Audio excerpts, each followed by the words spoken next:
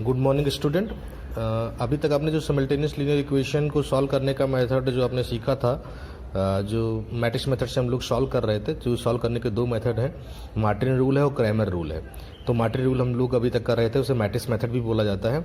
तो पहले चीज़ तो ये सीखेंगे कि क्या नाम है, क्या वो सॉल्व होगा कि नहीं होगा। इक्वेशन सॉल्व है, सोल्यूशन उसका निकलेगा कि नहीं निकलेगा, वो डिपेंड करता है उसकी कंसिस्टेंट पर और इनकंसिस्टेंट पर। कोई भी simultaneous linear equation said to be the consistent if and only if it has a unique solution are a infinite solution. अगर कुछ इक्वेशन का सोल्यूशन निकलेगा, चाहे एक निकले चाहे इनफाइनाइट निकले, तो वो कंसिस्ट होगा। अगर सोल्यूशन ही नहीं निकलेगा तो वो इनकंसिस्ट होगा। अब उसको एक चार्ट से समझ लेते हैं हम लोग। कंसिस्टेंट में determinant is not equal to zero. अगर हम किसी चीज़ का डिटर्मिनेंट निकाल रहे हैं और इक्वल टू जीरो नहीं है, डिटर्मिनेंट इक्वल टू जीरो ना होने का मतलब है इसका सोल्यूशन निकलेगा, क्योंकि अभी तक हम ये जो लगा रहे थे उसमें मॉड ऑफ ए की वैल्यू आ रही थी, तो वैल्यू आएगी तभी हम ए इनवर्स निकाल पाएंगे, क्योंकि A inverse is equal to होता है adjoint A upon determinant of A. तो डिटर्मिनेंट को डिवाइड करते थे, इसे डिटर्मिनेंट जीरो नहीं होना चाहिए, तब वहां पर हम इस फार्मूले को यूज करते थे x is equal to A inverse B, और उसका सोल्यूशन निकाल रहे थे। सोल्यूशन निकल रहा था, इसलिए वो क्या है, कंसिस्टेंट है। इस पर हम लोग पहले क्वेश्चन लगा चुके हैं। कंसिस्ट होने का एक तरीका और है कि मान लिया हो सकता है डिटरमिनेंट जीरो आ जाए, डिटरमिनेंट की वैल्यू जीरो हो जाए, तो डिटरमिनेंट की वैल्यू अगर जीरो हो जाएगी तो ए इनवर्स निकालने में वैल्यू नीचे जीरो आ जाएगा। लेकिन उसके लिए एक कंडीशन चेक कर लेते हैं, adjoint A into B is equal to zero. अब एडजॉइंट ए इंटू बी करेंगे, बी जो आपका मैट्रिक्स दिया होगा उससे बी जो निकलेगा आपका कांस्टेंट टर्म होता है, तो वहां पर भी अगर वो भी जीरो हो जाता है तो हम कहते हैं कि उसके इनफाइनाइट सोल्यूशन होंगे, मतलब उसका सोल्यूशन निकलेगा। अगर एडजॉइंट ए इंटू बी भी जीरो आया तो सोल्यूशन निकलेगा। और सोल्यूशन निकालने के लिए हम क्या करेंगे, उसमें से एक वेरिएबल को कांस्टेंट मान लेंगे के। जैसे 3x3 के मेथड में एक्स वाई जेड तीन वेरिएबल दिए रहते हैं निकालने के लिए, तो जेड को हम के मान के के टर्म में सारी वैल्यूज निकाल लेंगे। अब के को 1 2 3 कुछ भी रखते जाइए, उतना सोल्यूशन आपका निकलता चला जाएगा। इसलिए एग्जाम्पल भी बताएंगे हम आपको।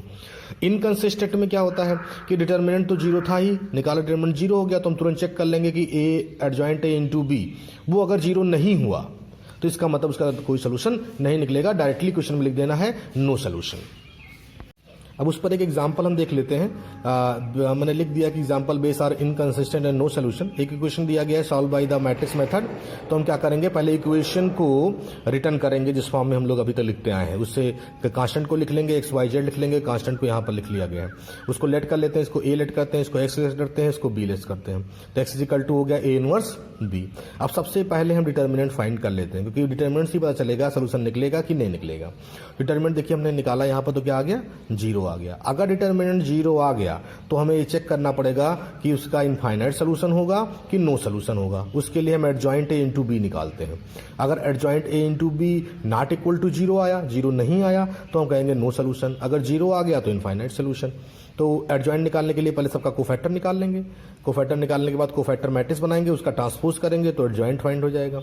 एडजॉइंट निकल आया तो एडजॉइंट ए इंटू बी किया हुआ है, first row first column, second row first column, third row second column multiply करके देख लिया कि वैल्यू जो आ रही है वो जीरो नहीं आ रही है। जीरो नहीं आ रही है तो इसका मतलब adjoint A into B is not equal to zero, so it have no solution. तो इसका कोई सोल्यूशन नहीं होगा और ये क्या हो जाएगा, इनकंसिस्ट हो जाएगा। दूसरा एग्जाम्पल देख लेते हैं। अगर वो कंसिस्ट है, कंसिस्ट होने के कंडीशन में बताई थी कि डिटरमिनेंट जीरो हो जाए तब भी कंसिस्ट हो सकता है। पहले ये दे दिया उन्होंने कि solve by the Martin rule. Martin मतलब मैट्रिक्स होता है, मैट्रिक्स रूल ही। तो जो इक्वेशन दिया गया है उसको इस फॉर्म में लिखेंगे, system of written this form, x is equal to B, x is equal to A inverse B, इसको इक्वेशन मानेंगे। ये सब में करना है आपको। अब डिटरमिनेंट निकाल, डिटरमिनेंट ऑफ ए निकाल। डिटरमिनेंट ए कितना आ गया, जीरो आ गया आपके पास। डिटरमिनेंट ऑफ जीरो आ गया तो नाउ सिस्टम विल बी इनकंसिस्ट। हो सकता है कि वो इनकंसिस्ट हो। इनकंसिस्ट होने के लिए adjoint A into B not equal to zero होना चाहिए, इससे पहले हम बता चुके हैं। तो हम एडजॉइंट ए निकाल लेते हैं, सबका कोफैक्टर निकाला। एडजॉइंट ए निकालने के लिए जो कोफैक्टर मैट्रिक्स उसका ट्रांसपोज कर दिया, एडजॉइंट ए इंटू बी किया, लेकिन यहां पर वैल्यू क्या आ गई, जीरो जीरो आ गई, मतलब जीरो मैट्रिक्स आ गया। तो एडजॉइंट ए इंटू बी अगर जीरो आ गया तो वो इनकंसिस्ट ना होकर क्या हो जाएगा, कंसिस्ट हो जाएगा। Then it has the infinite solution. तो क्या रखेगा इसमें, इनफाइनाइट सोल्यूशन रखेगा।